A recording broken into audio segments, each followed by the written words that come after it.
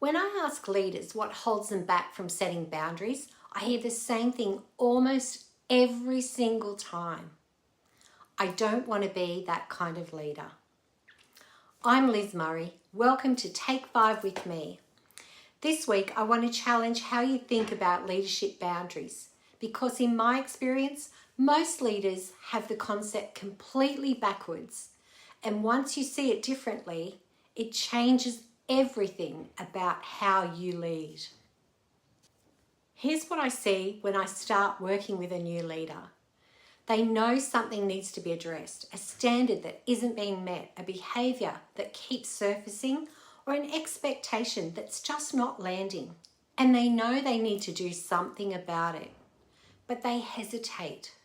Not because they don't care, because of what they think setting a boundary actually looks like. Most leaders I work with carry an image of boundary setting that comes from the leaders that they experienced earlier in their careers. The manager who called someone out in front of the whole team, or the boss who let frustration build up until it boiled over publicly, or the leader who made an example of someone to send a message out to everyone else. And understandably, they want nothing to do with that. Here's the thing though, those are not examples of leaders setting boundaries. Those are examples of leaders who didn't set them early enough, and then they lost control of the moment when it finally came to a head. One of the most common things that leaders tell me is that they're not comfortable stepping into what they call their boss identity. They feel like setting a boundary requires them to show up differently and to adopt a demeanour that doesn't feel like them, to become more authoritative, more serious, and more forceful than they feel comfortable being, and then they naturally are. And this applies across the board. I work with leaders who present as highly competent and successful leaders, and also leaders who are quieter and more reserved. And what they have in common, almost without exception, is the relief they feel when they discover they don't have to be someone that they're not. Setting a boundary is not about your demeanour. It's not about your tone, your personality, or whether you're naturally assertive or quietly measured. It's about being clear and specific, and also about being proactive. Here's how I want you to think about this. A leadership boundary is not a wall you put up when something goes wrong. It's a standard you name out loud before it does. And that changes everything about what it feels like to hold one. When you've regularly and proactively revisited expectations with your team, when you've named what good looks like, when you've created the space for people to ask questions and understand what's required of them, following up when a standard isn't met feels like it's not a confrontation. It feels like continuation of an ongoing conversation that you've already been having. And that's the shift from reactive to proactive, from boundary as punishment to boundary as clarity. In all the organisations I've worked with that have a genuinely healthy culture, two things are consistently present. The first is that leaders regularly inspire the vision and the expectations. Not once at an offsite, not in an annual review, but regularly.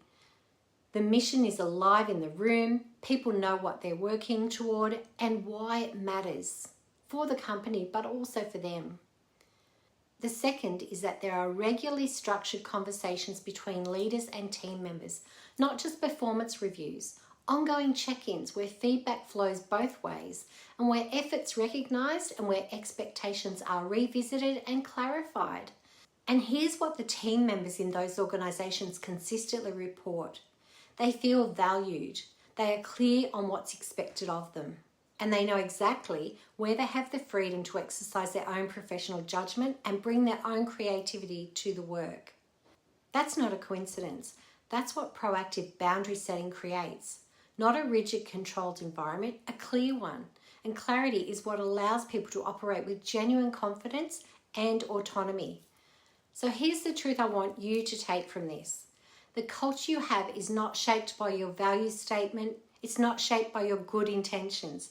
It's shaped by what you name, what you hold, and what you revisit consistently over time.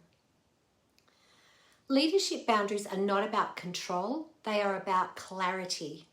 They are not about taking on a personality that doesn't fit you.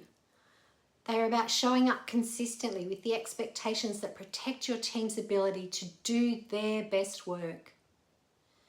And psychological safety, which every person in your workplace is entitled to, is not threatened by clear expectations. It's built by them. What threatens safety is the unpredictability of a leader who tolerates things quietly and then reacts when they've had enough. Proactive clarity is the safest environment you can create for your team.